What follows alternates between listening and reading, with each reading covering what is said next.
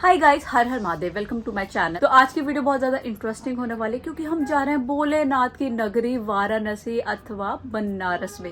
अभी फिलहाल टाइम हो रहा है रात के 8 बजे और हमारी जो ट्रेन है वो है रात के 9:30 बजे। तो देर किस बात की, मैं आपको सारी डिटेल्स बताने वाली हूँ। हमने कौन सी ट्रेन ली, हम कहाँ रुके, हमने क्या क्या खाया और क्या क्या चीजें देखी, वो सारी इस ब्लॉग में कवर होने वाली है। So stay tuned. यहाँ मेरे मम्मी बैठे हैं एंड ये है हमारी सीट नंबर 19 और 20। तो मैं और मम्मी ही ट्रैवल कर रहे हैं, है ना। हाय।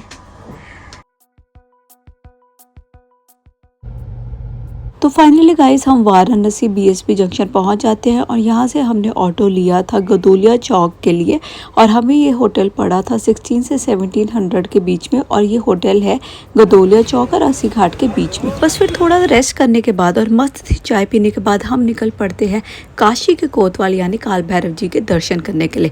माना जाता है कि अगर आप काशी आए और इनके दर्शन न करें तो आपकी यात्रा अधूरी है। तो अगर आप वाराणसी आ रहे हैं तो बोट राइड तो बनती है। तो हमने अस्सी घाट से ली थी बोट और ये हमें चार्जेस पड़े थे 100 से 150 रुपये पर पर्सन। आप चाहें तो अपनी पर्सनल बोट भी करवा सकते हैं, उसके चार्जेस होंगे 1000 से 1500 के बीच में। इस बोट के जरिए हमने 84 घाटों के दर्शन किए और सबसे ज्यादा प्रसिद्ध है मणिकर्णिका घाट क्योंकि माना जाता है यहाँ पे मोक्ष की प्राप्ति होती है।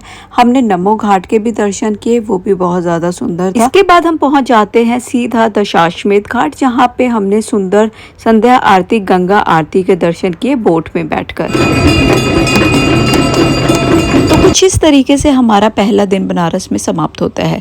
अगले दिन हम सुबह जल्दी उठते हैं और हम पहुंच जाते हैं इन बनारस की गलियों को निहारते हुए सीधा गदोलिया चौक। तो गाइस मैं आपको सजेस्ट करूंगी आप किसी भी ब्रोकर के बहकावे में ना आए क्योंकि आपको इस चौक में बहुत सारे ब्रोकर मिल जाएंगे। वो आराम से आपको 4 से 5 हज़ार रुपये ठग लेंगे। तो आप सीधा गेट नंबर 4 पे जा सकते हैं अगर आपको VIP दर्शन करने हैं और उसके चार्जेस हैं 300 रुपये और वहीं पर आपको लॉकर फैसिलिटी भी मिल जाएगी।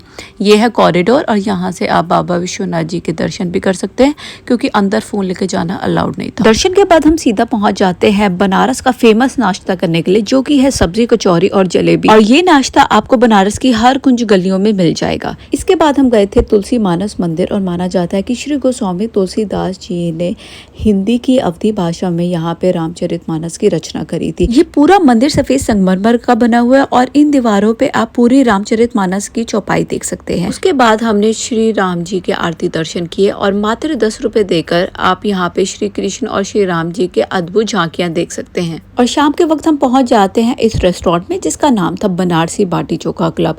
ये हमारे होटल के बिल्कुल पास में था और आप इसका एस्थेटिक देखोगे तो बिल्कुल पुराने जमाने में जो हमारे मिट्टी वाले घर होते थे बिल्कुल वैसा था।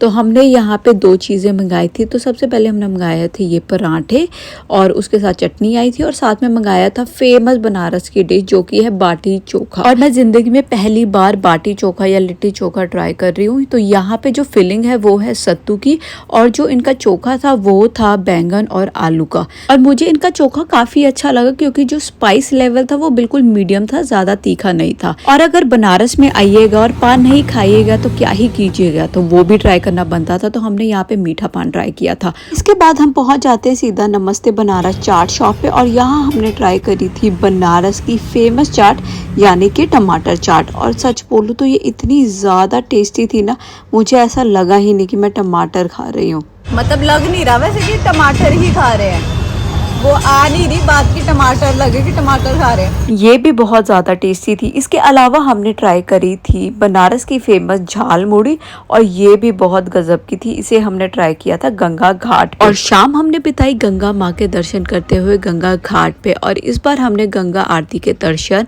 बोट पे नहीं सामने बैठ के करे क्योंकि हम अराउंड 6 बजे आ गए थे। तो आई वुड सजेस्ट अगर आपको भी गंगा आरती के दर्शन इतने पास से करने आप अराउंड 6 बजे आएंगे।